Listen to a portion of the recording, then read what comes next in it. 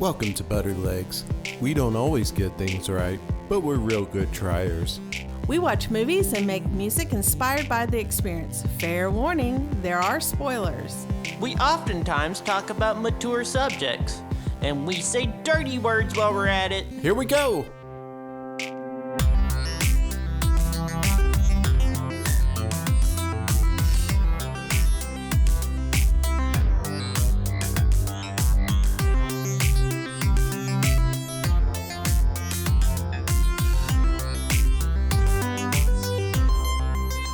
Welcome, Butter Leggings. I'm Jay. I'm Sin. And I'm Alex. Hello. Hello. So, we have this giant dog, Ho-Ho, who makes an appearance in every single episode. She's back there right now, chomping on a chew stick, and we love her to death. But, she's really big, and she's adorable. She looks like a polar bear. But she likes to go with us anywhere we go. Like, she loves to go on car rides and, of course, like, stick her big old head out the window and stuff. There's a coffee shop called Dutch Bros that we love, and we go there pretty much every day because Ho-Ho demands it. And she sticks her big old head out the window, and she gets a treat every time. So she kind of expects it. And everybody's like, oh, your dog is so cute and so big, and what kind is it, and blah, blah, blah. And so we went to a Chipotle a while back. They had a drive-thru. We had ordered ahead of time. We pull up to the window, and the person working there said, what's the name? And I said, oh, her name is Ho-Ho. And everybody started laughing. And they were like, no, what's the name on the order? I was like, oh, sorry. Everybody wants to know about Ho-Ho. Ho-Ho wants a burrito. I'd like to take a moment to just say hello to our friends from Vermont. Hello, Butter Leggers from Vermont. What other states do we have? We have Oklahoma. Oh, yeah. Yeah, we're real big in Virginia is a big one for That's us. what I meant when I said Vermont. No offense, Vermont, if there's anybody listening there. Sin, any news from next door? There's always good news from next door. Next door. So, this one caught my eye. I'm going to assume that most people have air fryers or they know what an air fryer is. John on Nextdoor says, I tried a new air fry yesterday. I didn't burn down my house, but I tried to do it today. So I read that. I read that and I was like, is he trying the air fryer again, or is he trying today to burn down his house? Mm-hmm. Yeah.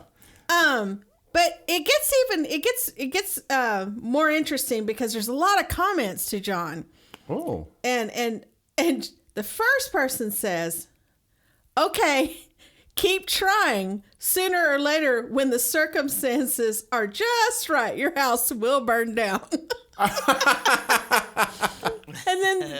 And then this person, then John replies and says, okay, I will. Wow. And then someone went on and they said, I love my air fryer. You will get the hang of it. And John, I guess, doesn't have I don't know, just didn't like the commentary because they said, Robin, I do believe I have the hang of it if I have to pick up the things I like to try with it. Wait. Sorry, I couldn't parse that second sentence. Say it again. Robin, which he's replying to Robin, who said, I love my air fryer. You'll get the hang of it. Robin, I do believe I have the hang of it. I have to pick up the things I like to try with it. I have to pick up the things I want to try? What are they saying? I don't know. But there's more. There's more. Okay. Yes. And then Megan said, you got this, John. Just read the directions and maybe have a fire extinguisher ready. And John said, Megan, it comes with directions. Like, I don't understand John's replies. They're all like, he's kind of mad. Yeah. He seems kind of mad, but he's engaging with every single person that wrote something. Well, let's talk about the fact that, I mean, what would you have to do to burn down why would that's the whole point, is that it just circulates hot air. Yeah. There's no fire, gas, there's nothing involved. Yeah, it's not an expected outcome. This person's approach to how they interact with the world is very interesting because, they're like, hey, all my neighbors, I forgot about that part. Like, that they're talking to the neighborhood. Yeah. Hey, people that I live next to. I tried something new today. I'm still not very good at it, and I'm still learning. And I'm hoping to burn down my house. Yeah. Neighbor one. Yeah, John, you're gonna fucking burn down your house. Keep at it, buddy. And yeah, thanks for the encouragement. Neighbor two. Keep trying. You'll cook that food real good. I know how to cook food, Margot. It came with directions. Shut your fucking pie hole. Nobody asked you. Except for me, Except because me. except for me because I blasted it on Nextdoor. Now someone with a wee give me advice.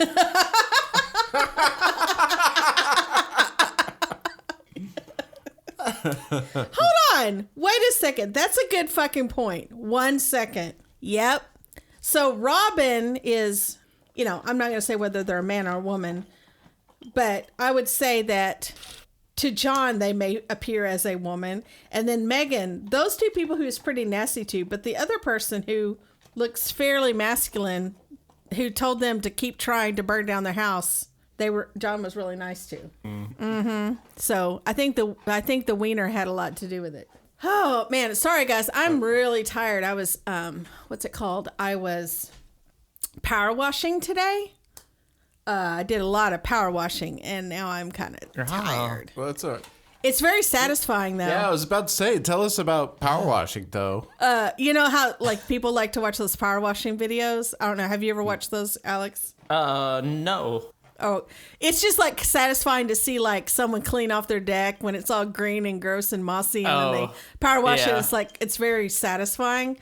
Well, I did our whole driveway, which we have I would say pretty large driveway. It kind of half circles around, and it's so therapeutic. I was just like totally in the zen. I was like, I think I did it for 2 or 3 hours straight, and it was so good.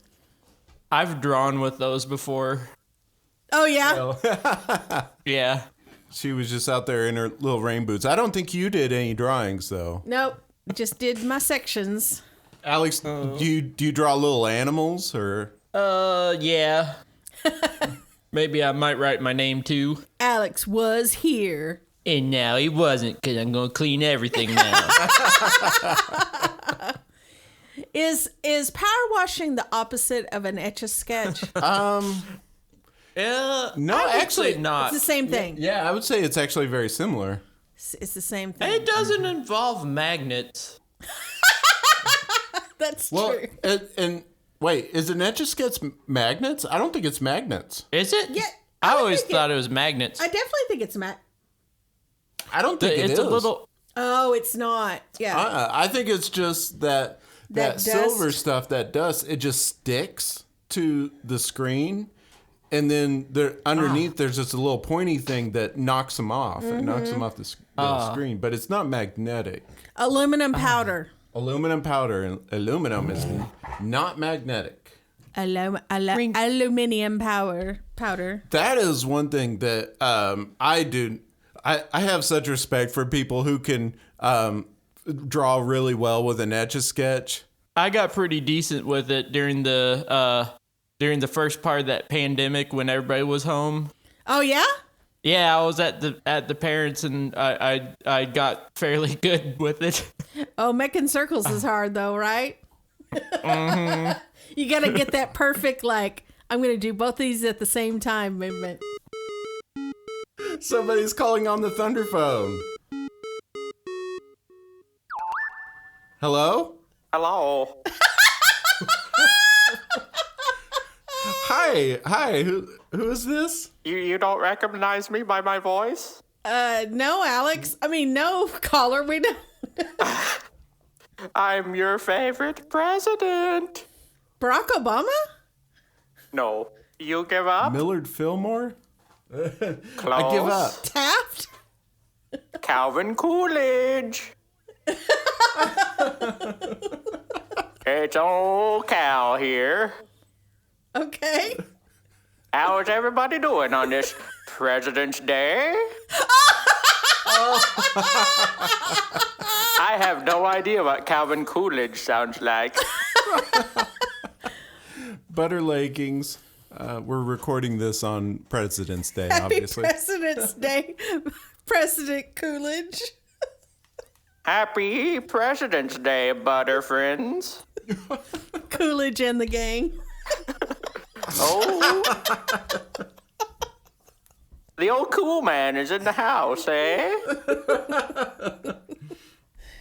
I feel like Coolidge should have been a president in more recent times because his name lends himself to the memes. Mm-hmm. Was I a two-term president? You served from 1923 to 1929. Hell yeah, I did. Wait, did I die in office then? That's 6 years. That's a term and a half. Oh shit, did I get ousted? I don't even remember. It was all blur, you see. Do our butter leggings even care? So the first thing I come up with is that he had a talent for doing nothing. Hell yeah, the sedentary lifestyle is the lifestyle to have, really. I was ahead of my time. You're suddenly the Werther's Originals guy. Wait, so I'm looking at this now, and like you won the election in 24, By a landslide. Mm-hmm. but you were in office from 23. Oh, vice president from 23. That's right. Oh. Preceded by Harding. What happened to Harding? I shot him. Harding died of a heart attack. Okay. Yeah, he died of a heart attack. Yeah. Okay. So you took over for a little bit and got elected. Yes. Okay. So that makes sense. It's very interesting to our listeners, I'm sure. I'm reading a little bit about Coolidge. Was I on Rushmore? No, I know I wasn't. I was pretty tight with Alexander Graham Bell, I think. Is that true? You don't know.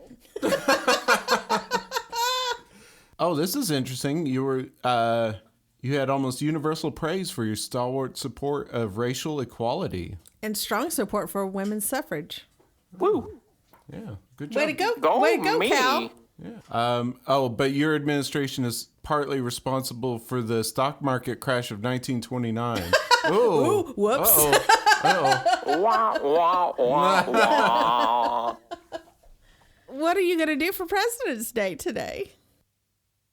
Well, I might drink a little bit of prune juice and probably watch the old game. I don't know. Is there a game on President's Day? Go team.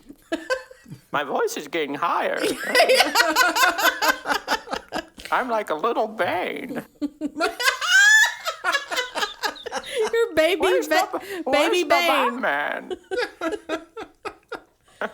Nobody cared about me until I was elected. And then the stock market crashed. Okay, bye. I'm hanging up now. I've run out of Calvin Coolidge jokes. Bye, Mr. President. Nice to meet you, Mr. President. Thank you. The pleasure was all mine.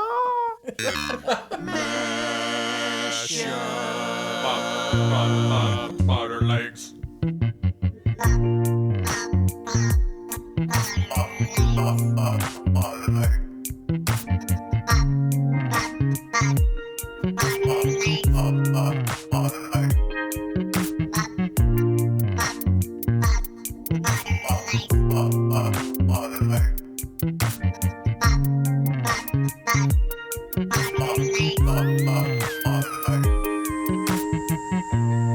What is this episode about, JJ? This episode is very special. So, our fans sent in the request that we talk about Indiana Jones and the Raiders of the Lost Ark, one movie, and second movie, The Mighty Ducks. God. We couldn't choose between the two and ultimately decided to watch both of them. And we ultimately decided to watch both of them in the same episode.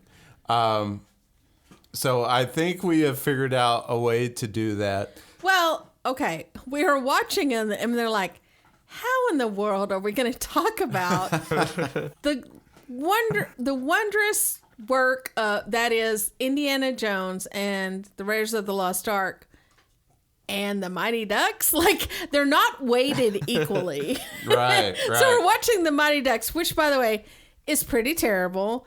And I was like, how are we even going to put these in the same episode? Mm-hmm. Yeah. So maybe before we talk about that, let's talk a little bit about Raiders of the Lost Ark and a little bit about Mighty Ducks. Y'all will need a refresher of the Mighty Ducks because it is not memorable. Yeah. And for our little project that we'll present to you in a little bit, it's good to have a little reminder of some of these things. All right, so first of all, let's talk about Raiders of the Lost Ark, released in 1981. As we've mentioned in previous episode, it had a title change. It was originally just Raiders of the Lost Ark, and now it's Indiana Jones and the Raiders of the Lost Ark. It was directed by Steven Spielberg, and it was written by Lawrence Kasdan, George Lucas, and Philip Kaufman. We all know who George Lucas is. Lawrence Kasdan also has written several Star Wars things, including Empire Strikes Back. Ew. Indiana Jones is an archaeologist, not an architect. Did we previously say that he's an architect? No. Oh. I'm just clarifying that for anyone who thinks those two things are the same thing. Oh. It's a real common problem in Vermont. The movie takes place in the 30s. I've got to finish these Art Deco plans.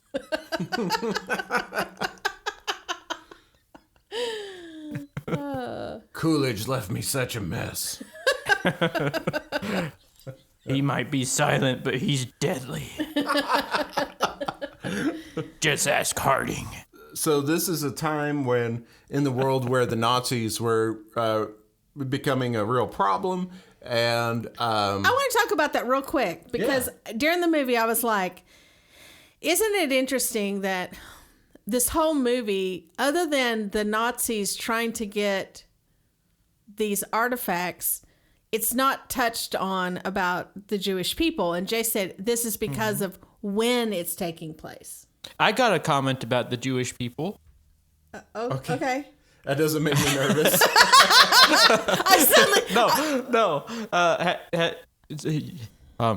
Raise your hand if you've seen the Mandalorian.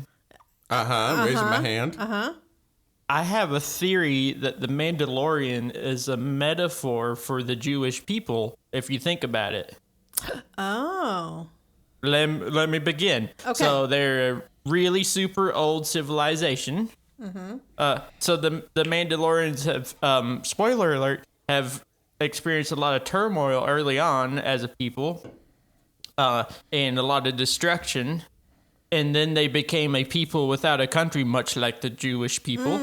And then they're also both in a religion and they are an ethnicity, I guess. A culture. And and over all that span of time, what makes Jewish people in real life unique is that a lot of their traditions have not they've not gone away. They've remained intact all these years. And so has the Mandalorians. And there's a lot of parallels between Jewish people and Mandalorians. Well, that's interesting because, and I could be wrong, but isn't it oftentimes thought that like the stormtroopers and all that's all based on Nazi Germany stuff, right? Yeah, there's parallels there. Yeah. That's very interesting. Yeah, I can totally see all that. In Raiders of the Lost Ark, Nazis are all through the movie, but they don't talk a lot about like a lot the other atrocities that Germany was doing at the time, and I think that does play into the exact year that this takes place, being in 1936, even though there was terrible stuff going on, especially with your protagonist being an American. Right. America itself wasn't actually involved in the war until the 1940s. A lot of people didn't know what was going on at the time. People didn't have internet and stuff back then. It was a little bit harder to spread information. So that makes more sense. So when I asked Jay, I was just like, why don't they address any of the the Holocaust? And he said, it's because of, his guess is that it's because of the timing of it. Yeah, I think so.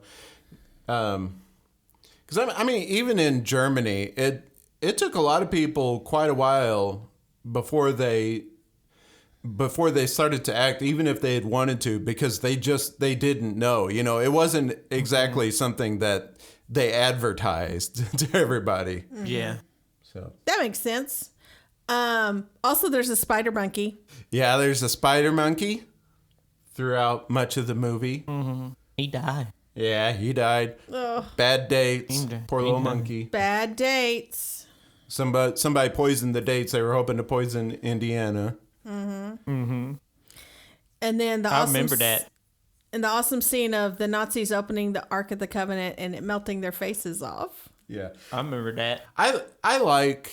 I love this scene of the Nazi face melting. It's so good. Yeah, there's a lot of there's several effects in this scene that they're definitely dated now, but hell, it was 1981. It was pretty good for 1981, and it's ridiculous, but the scene is ridiculous. I love it. What? I got my hand up. Yeah, Sin has her hands up. I just thought of this. Did Steven Spielberg direct Poltergeist? I don't think so. Can we look it up? Let's see.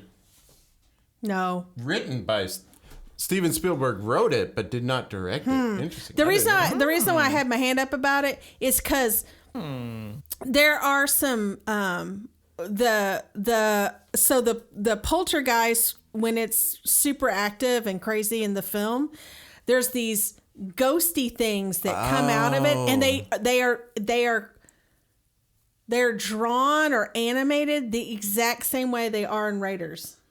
Yeah, what year is Poltergeist?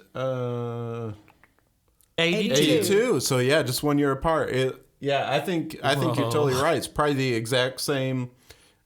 I wouldn't be surprised if it wasn't the exact same people, who designed it.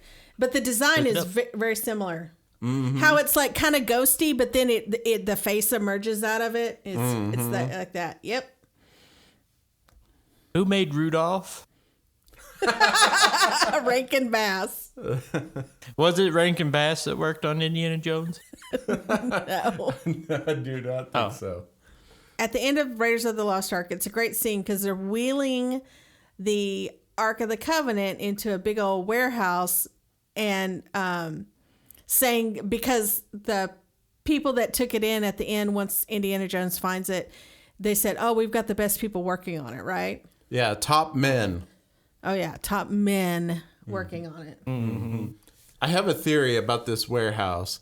The Ark of the Covenant, like Sin said, is put in a wooden crate and stacked with these thousands of other crates that look the same. I think that this warehouse is a place where the U.S. government has kept all of the alien technology that they've found over the years in this they're keeping it secret in this one place, and the Ark of the Covenant is alien technology. I feel like that's not too far-fetched because, spoilers to Crystal Skull, there's aliens involved in the plot of Indiana Jones 4. And I don't remember that. I want to watch it because I don't remember aliens being part of that movie. And then it makes me think, Oh, yeah. I probably didn't see that movie. But yeah, Raiders of the Lost Ark, great movie. One of the best. Yeah, shot really well. Harrison Ford is Really? awesome in it. So Shout out funny. to Harrison Ford. And then, unfortunately, we got to watch The Mighty Ducks. Yeah, Mighty Ducks, released in 1992, directed by Stephen Herrick, who also directed Bill and Ted's Excellent Adventure. The Mighty Ducks is about Gordon Bombay, who was a child hockey star and grew up to be a successful lawyer. And then he does some drunk driving and has to do community service. I had forgotten that this scene was in the movie. We were sitting there watching it, and he's just careening around the road while drinking, and we're like, "Oh my god, this is a Disney?" Yeah. It's so bad. And they were so relaxed about it, pretty, like... Yeah, it's like it's As a used law for firm. comedic effect, which I think is strange. Yeah. Yeah. It's like, I wonder how this would have gone down if he wasn't white, but. But yeah, but then anyway. later, his lawyer boss is like, "I'm suspending you with pay. So you have to do community service." Oh God. Yeah. So his community service is that he has to coach a kid's hockey team, which seems very convenient given that he's like, oh, by the way, nobody knew this, but I'm a hockey star. If I ever get arrested for something, like, what are they gonna? Your community service is watching a lot of Netflix and eating ice cream. Like, what? Oh, that'd be terrible. The kids are not good at hockey, not good at skating, and they're a bit unruly. They have no funding and no support. And, Yeah. And they all got a tough home life. And I do like that team though is very diverse, and they have some girls on the Yeah. team. Like they don't. It's not like just a boys hockey team. That was cool. yeah, they did a good job of that. And I feel not only doing that, but they didn't make a big deal out of it. No. They were just like, this is just totally normal. All right. And that was really awesome. They were pretty ahead of their time on that. Mm-hmm. Bombay, he decides that, well, since these kids suck at hockey and that they're just not going to be good at hockey, I'm going to teach them how to cheat at hockey. It's never the right answer. No, he realizes that he was wrong. So he changes the team name from District 5 to the Ducks, and he makes a big speech about how ducks are the greatest animals on Earth. It's really long. It's kind of funny. Have you ever seen a duck get in a fight? No, you fucking haven't. Because everybody's scared of ducks. He's just like making up stuff about ducks. And ducks have been known to take down whole elephants within seconds. And did you know that a duck can live in outer space for 30 minutes without any support? They're basically a tardigrade. Did you know ducks breathe out of water on account of they're on the water a lot? And they're good at math. Did you know that ducks have never lost a court case before? You lost one, Mr. Bombay. That one doesn't count or something.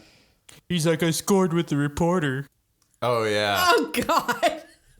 Again, why is that in a Disney movie? I have no idea. They went on that drinking spree. Did you know that ducks never fail their tax audits? Did you know ducks never fail a breathalyzer?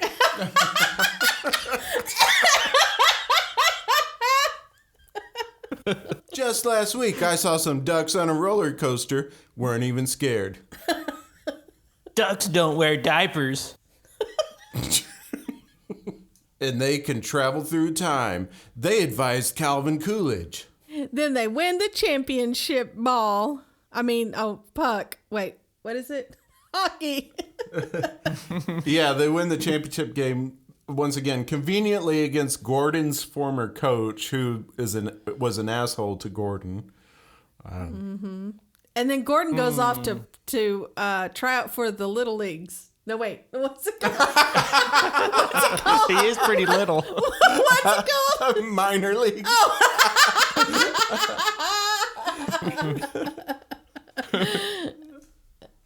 Whatever. I didn't play sports as a kid.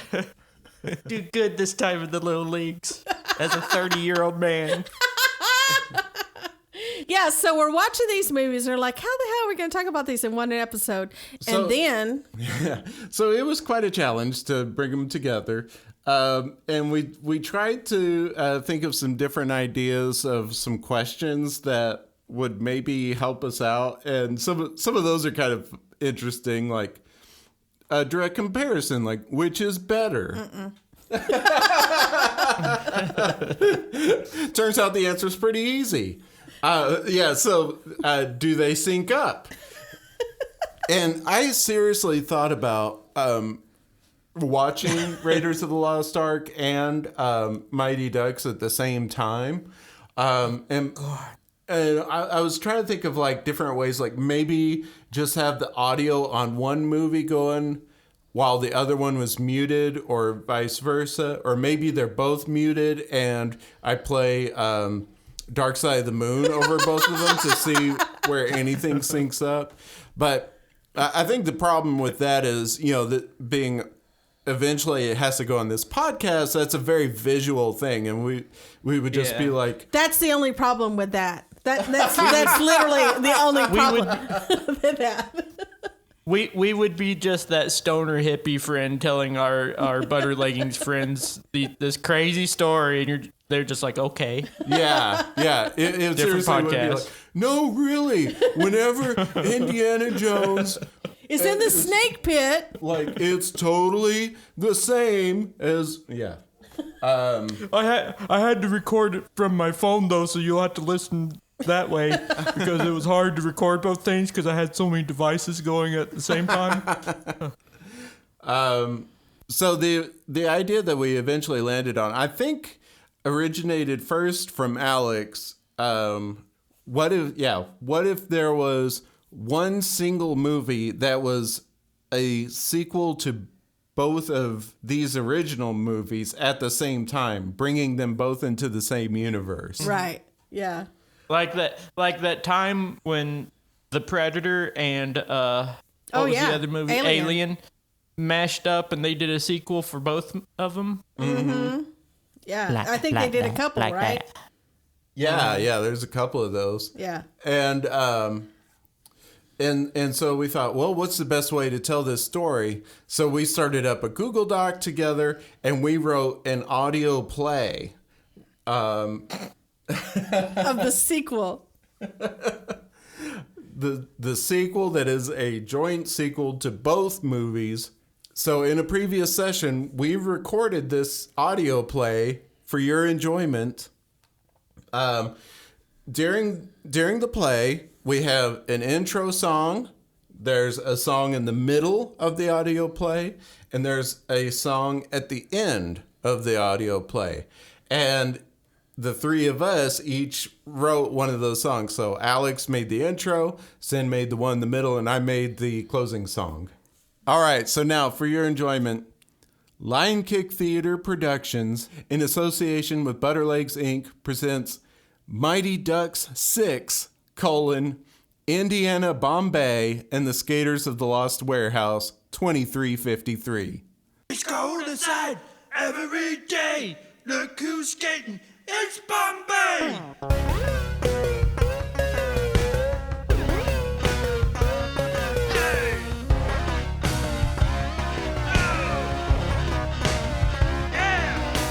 Emilio Estevez, Harrison Ford, great-grandpappy from centuries before. Weather forecast is calling for missions.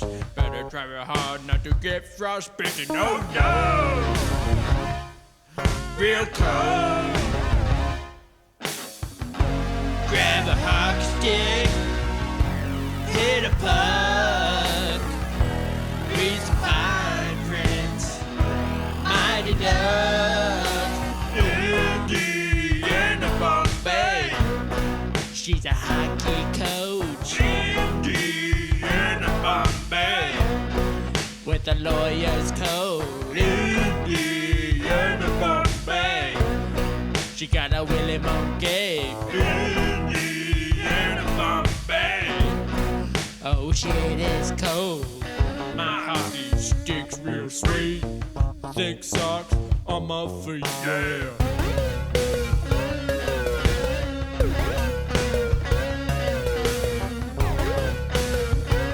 Listen to me now. President Zamboni, Woolly Monkey, yo. Legally is bad actors, hockey team show. Meet you in the courtroom after the game. It's really dang cold, that's due to climate change. Climate! Grab a hockey stick, hit a puck, read some fine prints, mighty ducks. Indiana Bombay, she's a hockey coach. Indiana Bombay, with a lawyer's code. Indiana Bombay, she got a woolly monkey. Indiana Bombay, oh shit, it's cold. I'm the narrator. My name is Kevin Peterson Meyer. It is the year 2353. This was the year Santa almost canceled Christmas. You remember that movie, The Day After Tomorrow, where global warming caused a new ice age?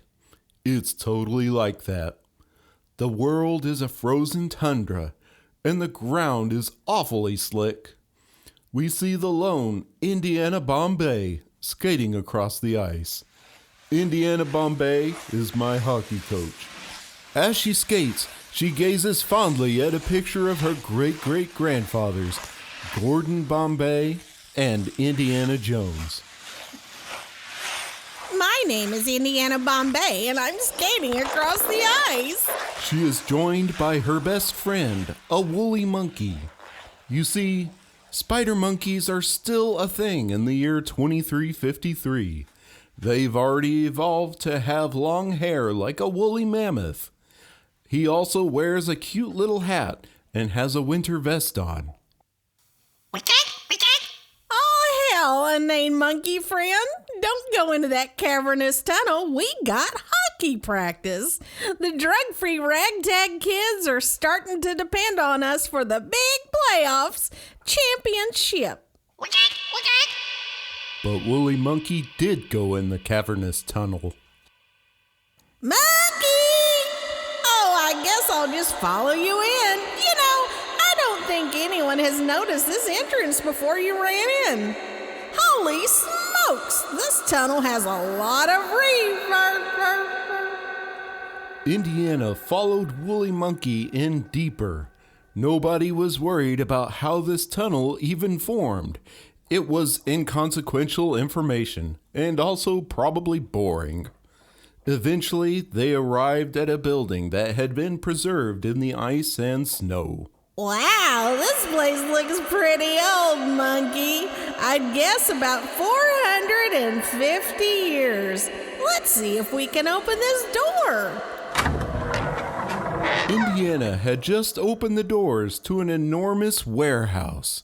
Inside were thousands of large crates, all labeled Top Secret Army Intel, Do Not Open. We should totally open one. We can't. Damn! This one stinks. Let's open another one. It was a good thing they opened another crate, because the first one contained the Ark of the Covenant, which so would have melted their flesh and stuff. Oh yeah, this one smells much better. It looks like some sort of advanced technology in here. There are some buttons on the side.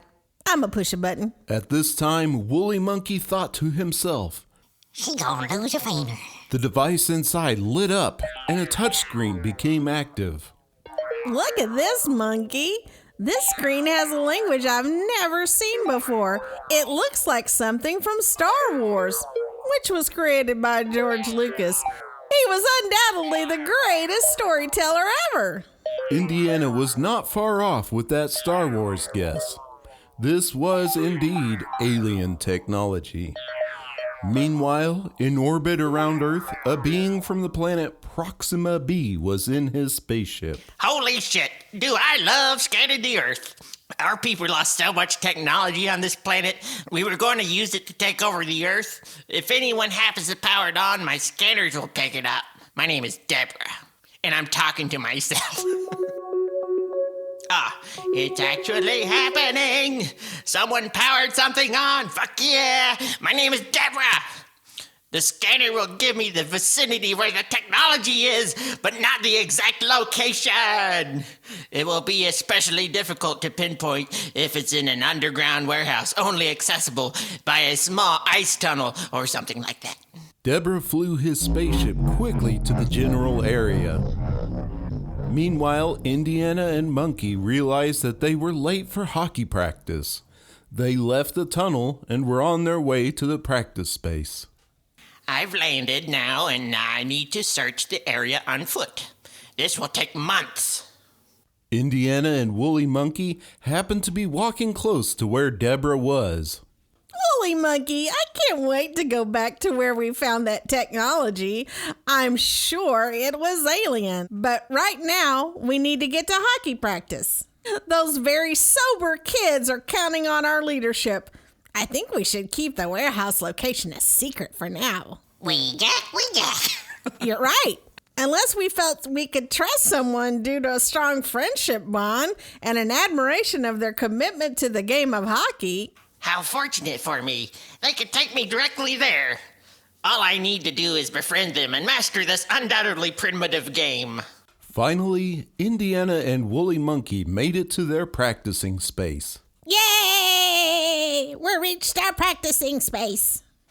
Hey kids, did someone say they wanted some cool drugs? I'm Deborah. Hey, buddy.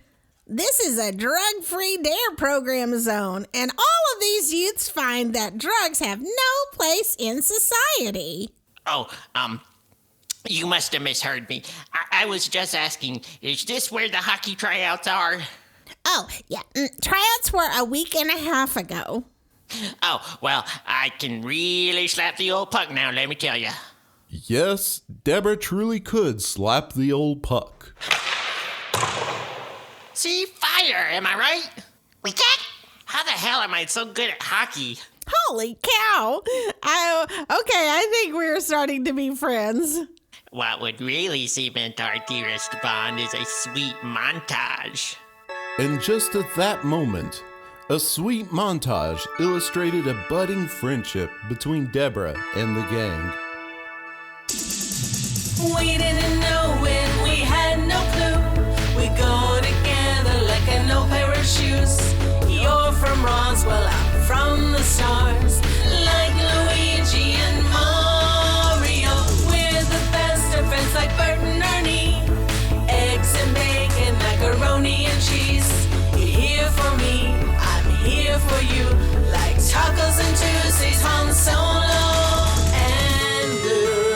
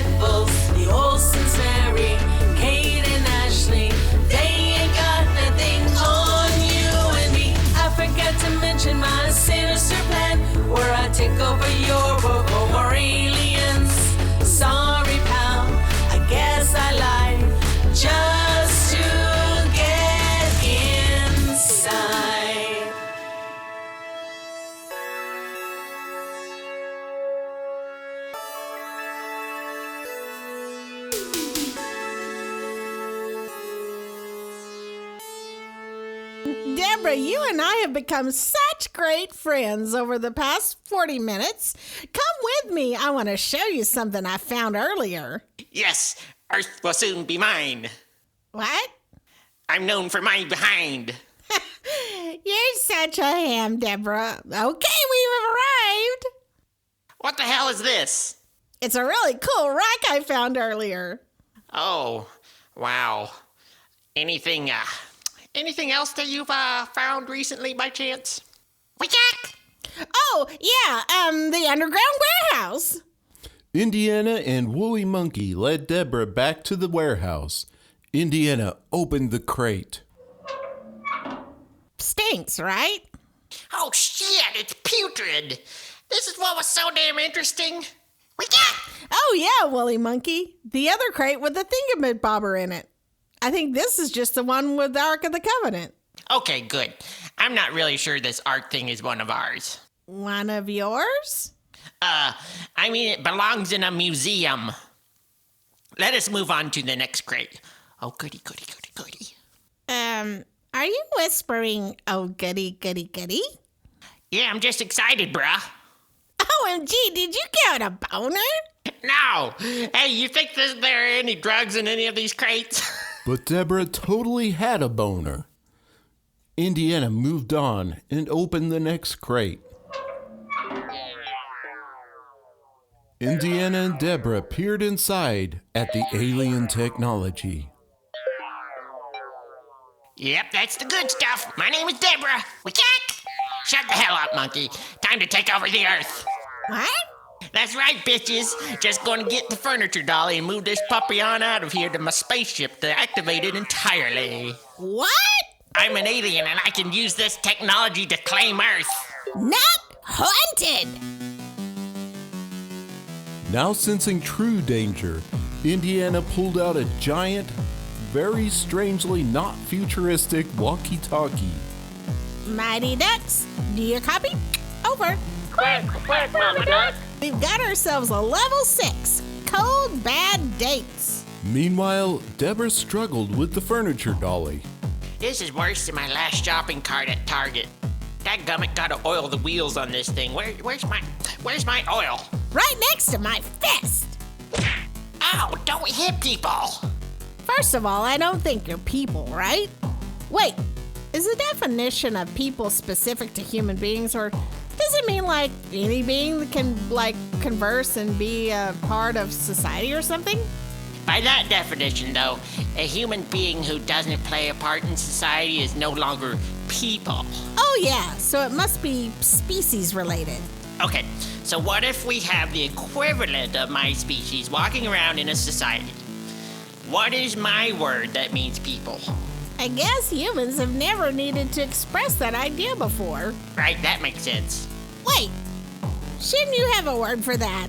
Yeah, but it's not a word you have in English, so it doesn't really offer an answer here. Given the circumstances, maybe we could adopt the word as a cognate. English does that all the time. We can't. Oh yeah, we're fighting. But Indiana, what you don't understand is that cognates are adopted via widespread usage within vernacular rather than... monkey! Deborah's mansplaining was interrupted by a very bored monkey biting Deborah's ankle. Wait, is it mansplaining if Deborah is not a human?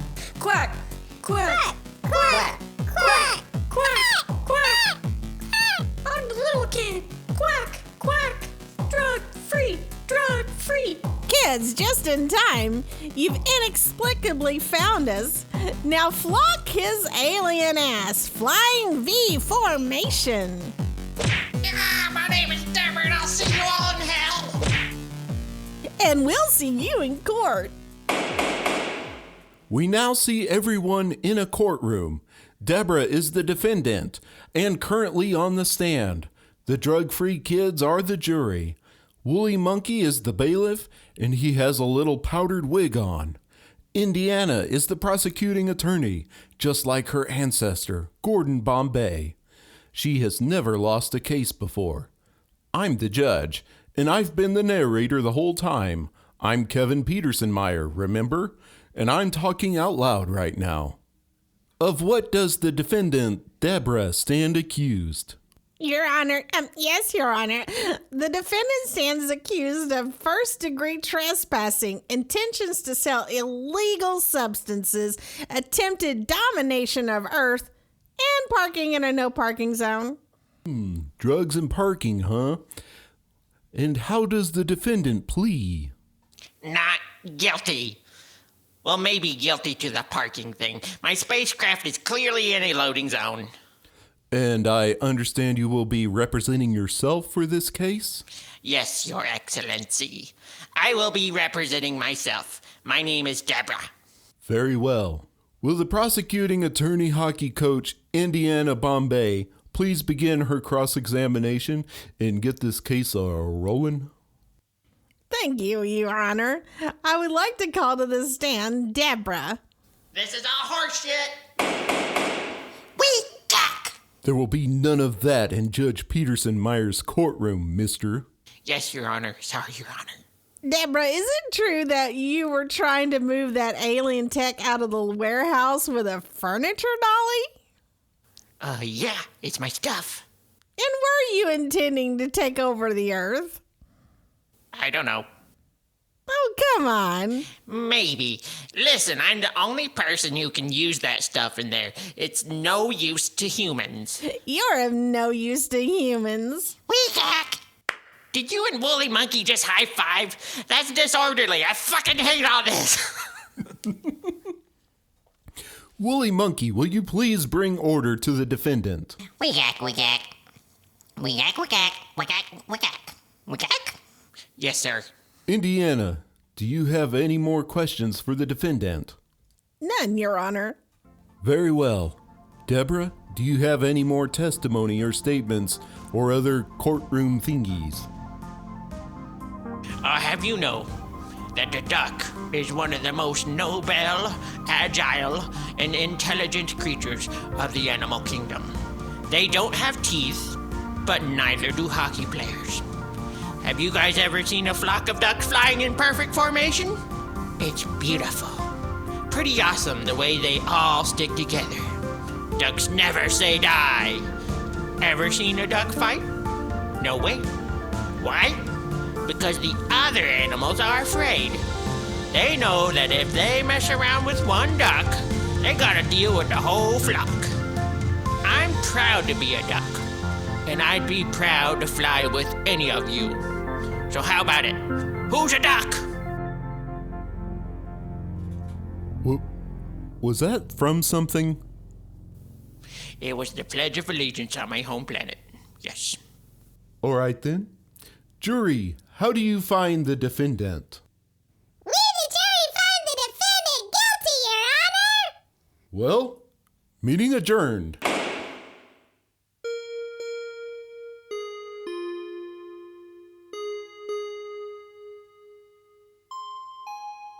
The sun's rays that led me to treasure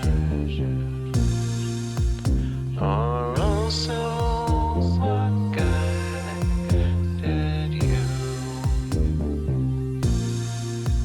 What was buried in sand is now buried in snow. There's nowhere these memories can go. The future is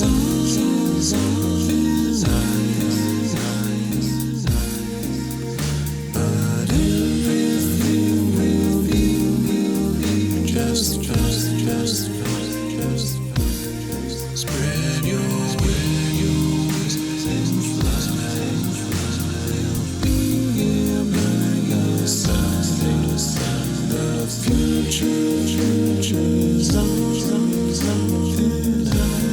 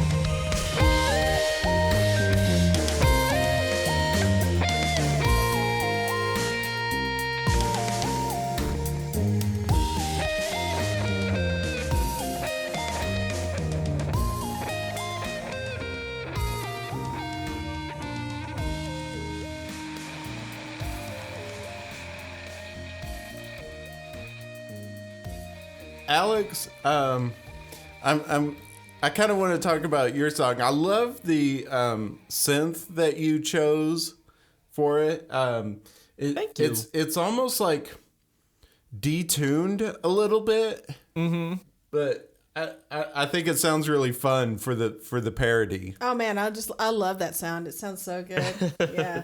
Yeah. I don't remember what that was, but I remember it had a little knob on it for detune, but I just left it. Yeah. I left it where it was, I think. Yeah, I was definitely picking up on that. I just like the lyrics. They're so funny. Yeah. Climate change and Climate. You know what? I did probably more research than I should have by listening to Def Leppard. Because I don't know if you noticed, but that was a parody of Def Leppard. And, gosh, that's a love-hate right there. Those guys were good. Yeah. They were good. Really talented. The production on their music is good, but it's like, your music is just dorky. yeah. Yeah, their musical phrasing, though, was like, it was fire. You know, you did a parody of that song, and it's so catchy because that song is real catchy. Oh, But it's like, Yeah. you know, their lyrics are such shit. Is Yeah. but man, that's a catchy Exactly. ass tune. They were really good at like patching together like different hooky parts yeah. that were like totally different from each other, but they worked. So I have a confession. It took me an embarrassingly long amount of time, actually just until the other day, when I actually first had the thought that pour some sugar on me is not literally about pouring sugar on the singer of Def Leppard. Oh my heavens. Oh my god. Well, I never. Woo. I mean, the lyrics go, "I'm hot, sticky, sweet." And I'm just picturing like this Jay, deranged candy monster up there on stage singing. He's got these like stringy, sugary messes. Oh my god. I feel I'm the uncomfortable caramel- even talking about it. I'm the caramel monster of Def Leppard. Oh my god. It's uncomfortable. Get a glass of warm water and put in some sugar. Stir it real good and make it homogeneous. You know, those lights that they use at live concerts are real hot, and he's just a hot, sticky mess. Oh my god, please stop talking about it. He just loves them sweet. Oh god. Oh, Well, in my defense, like, how sweet. I mean, how sweet, little JJ. pour some sugar on me, like, that has never been anywhere near any conversation I've ever had. Thank God. You know, like, It's like grandmama asking for a kiss.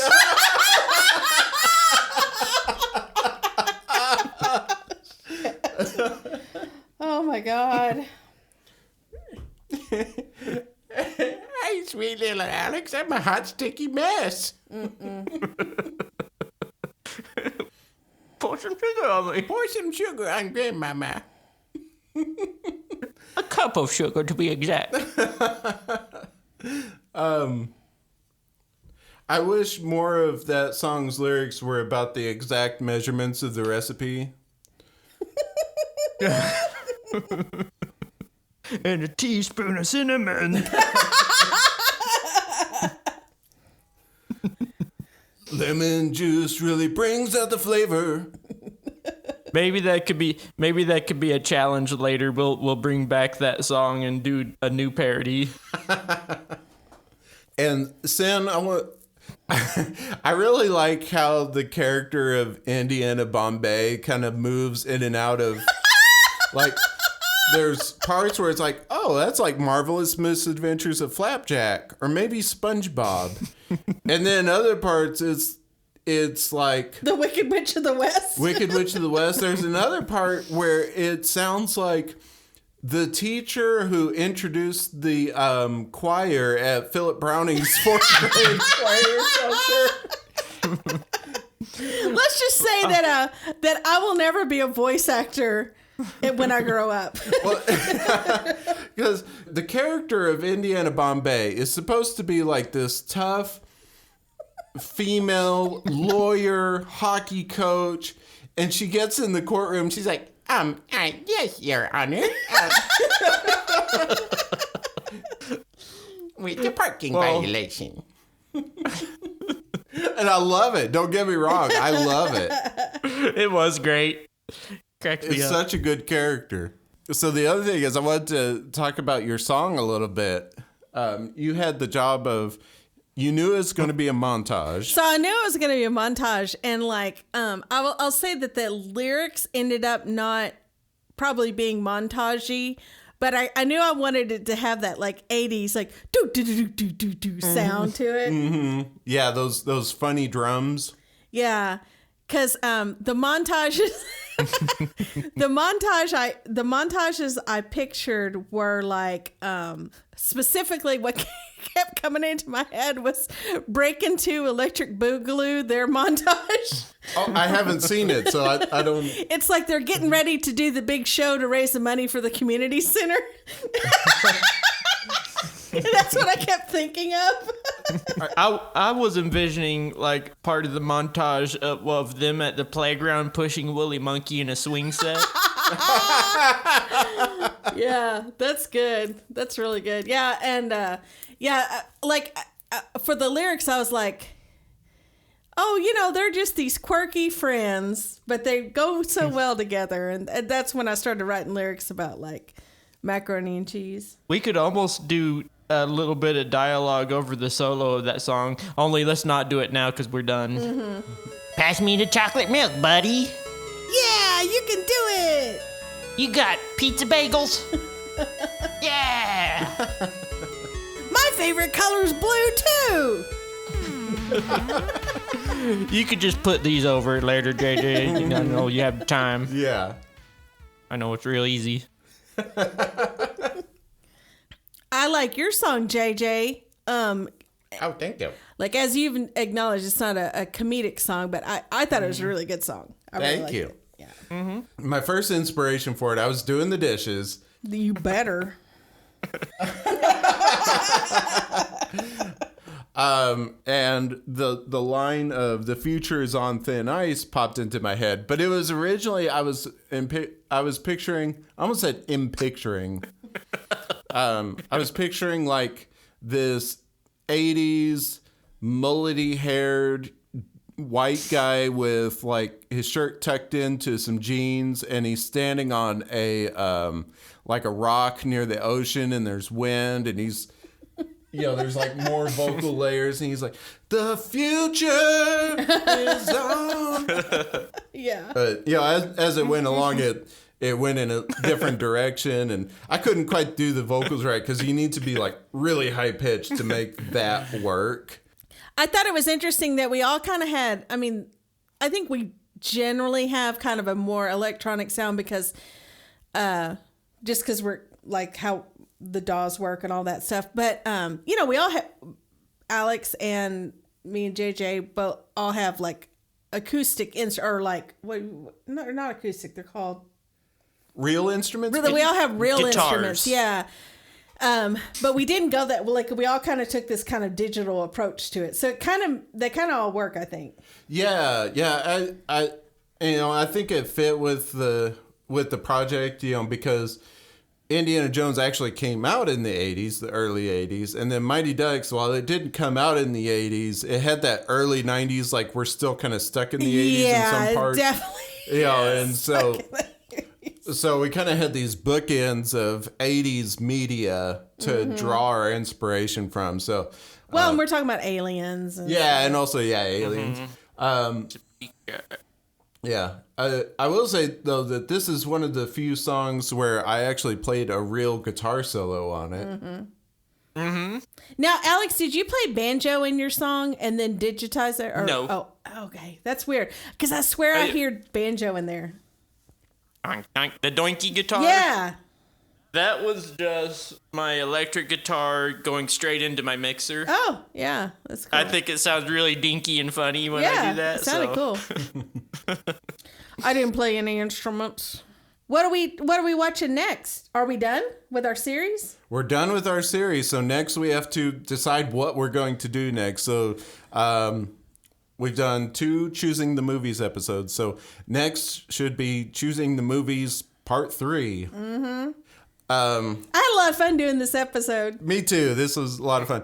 Oh, one other thing I wanted to say is, so when we were writing the play, my apologies to Sid and Alex, and they were real troopers. It's real bad. I was having a real tough time with it because we were trying to come up with the main plot points. Okay,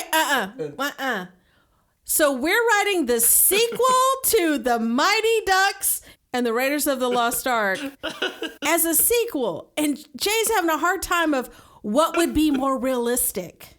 He's like troubling us with like, that just wouldn't happen. And I'm like, yeah, you're right. It fucking wouldn't. I was like, 2,400? All right, here comes Harrison Ford. I was getting real caught up in people's motivations, and I needed an explanation of why they would do certain things. And Alex and I are like, I don't know, an alien. Let's take him to court. And Jay's like, no, that would never happen. No. I want to be clear. I loved those ideas. I just couldn't figure out why. Didn't feel like it. Sure shit didn't feel like it. I just couldn't figure out why we got there. But we got it figured out, and I love it. I love the end product. But why would what is the alien's motivation? In particular, there was a problem because we had Indiana and Woolly Monkey. They went down and found this alien technology. And then all of a sudden they were like, and then they went to hockey practice. I was like, if you found alien technology in a warehouse, you wouldn't be like, oh, well, I guess we're done with this. Time to go practice hockey. And we're trying to tell Jay, we're like, but the kids are waiting on him.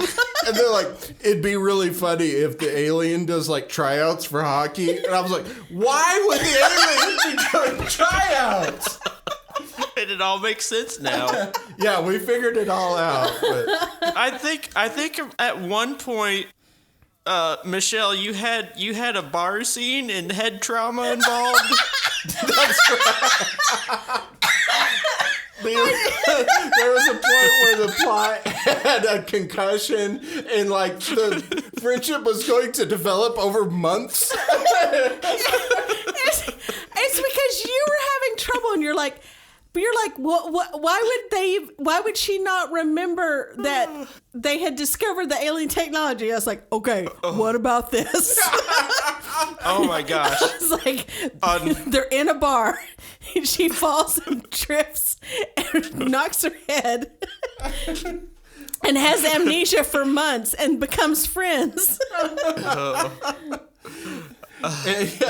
which brought up the question, well, why is the alien sticking around for months? So Dedication. I just Maybe. love hockey. Maybe on mashup number 2. Oh, God. Because we should do this again with 2 different movies sometime. But on mashup part 2, we should mix 2 incredibly different genres, like drama and comedy or something. Oh, yeah. yeah, that might be fun. Well, I think what makes this fun is maybe it's a tradition of the fan episodes. We always have 2 fan submitted episodes, so we don't know what's going to come There you up. So, yeah. Someone's Just going to remember. be like, Schindler's List and Step Brothers. I'm like, oh, God. So yeah, reminder, please send in your movie suggestions to hello@butterlegspodcast.com. Make sure to follow us on Twitter at ButterlegsCast and visit our website at butterlegspodcast.com. Well, unless anybody... Meeting adjourned. Bye, everybody. Oh.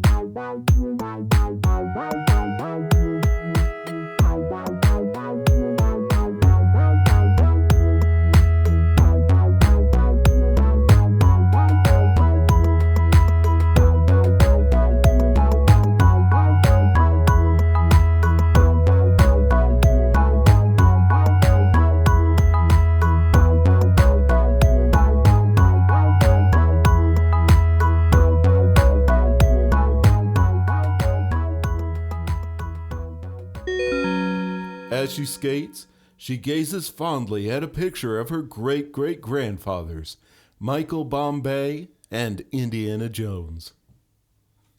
There we go. Was his name Gordon Bombay, though? Shit, you're right. Michael Bay. My bad. I remember. Is it Michael Bay? I remembered it as Michael. My bad. Wow, this place looks pretty old. Monkey! I'd guess about 450 years.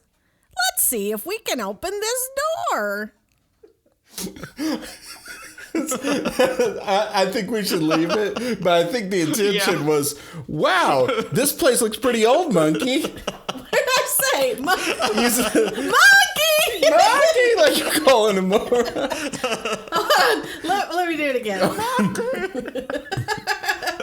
I like it that way. What? It looks like something from Star Wars, which was created by George Lucas.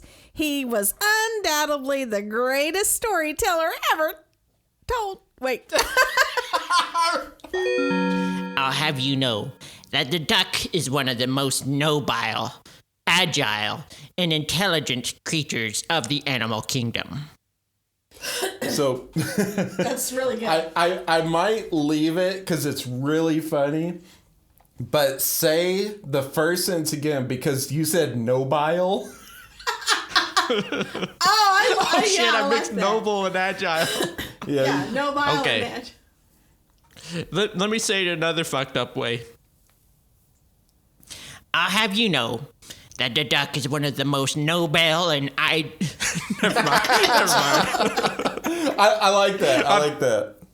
Okay.